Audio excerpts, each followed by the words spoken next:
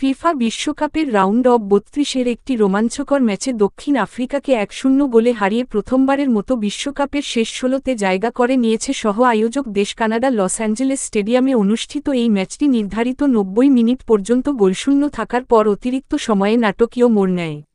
ইউস্তাকিওর ম্যাজিকে ম্যাচটি যখন অতিরিক্ত সময়ে গড়ানোর প্রায় নিশ্চিত, ঠিক তখনই ম্যাচের ইনজুরি টাইমে ৯২ মিনিটে বক্সের বাইরে থেকে এক দুর্দান্ত নিচু ভলিতে দক্ষিণ আফ্রিকার গোলরক্ষক রনওয়েন উইলিয়ামসকে পরাস্ত করেন কানাডার মিডফিল্ডার স্টিফেন ইউস্তাকিও।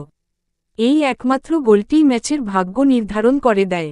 আলফনসো ডেভিসের প্রত্যাবর্তন, হ্যামস্ট্রিং ইনজুরির কারণে গ্রুপ পর্বে মাঠের বাইরে থাকা কানাডার তারকা ফুটবলার আলফনসো ডেভিস ৭৫ মিনিটে বদলি খেলোয়াড় হিসেবে মাঠে নামেন। তার উপস্থিতি কানাডার আক্রমণে নতুন গতি এনে দেয়। দক্ষিণ আফ্রিকার প্রতিরোধ ও বিদায়। প্রথমবারের মতো বিশ্বকাপের নকআউট পর্বে ওঠা দক্ষিণ আফ্রিকা পুরো ম্যাচ জুড়েই চমৎকার রক্ষণভাগ বজায় রেখেছিল। অব্রি মদিবা এবং এমবেকেজেলি মোবোকাজির দারুণ কিছু গোললাইন সেভ ও ব্লক দক্ষিণ আফ্রিকাকে দীর্ঘক্ষণ ম্যাচে টিকিয়ে রেখেছিল, কিন্তু শেষ মুহূর্তের গোলটি তাদের স্বপ্ন ভেঙে দেয়। পরবর্তী প্রতিপক্ষ এই ঐতিহাসিক জয়ের পর কানাডা এখন শেষ ১৬তে মুখোমুখি হবে নেদারল্যান্ডস এবং মরক্কোর মধ্যকার ম্যাচের জয়ী দলের সাথে। এই ম্যাচটি আগামী ৪ জুলাই হিউস্টন স্টেডিয়ামে অনুষ্ঠিত হবে।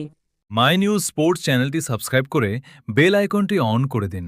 লাইক, কমেন্ট, শেয়ার করে পাশে থাকুন।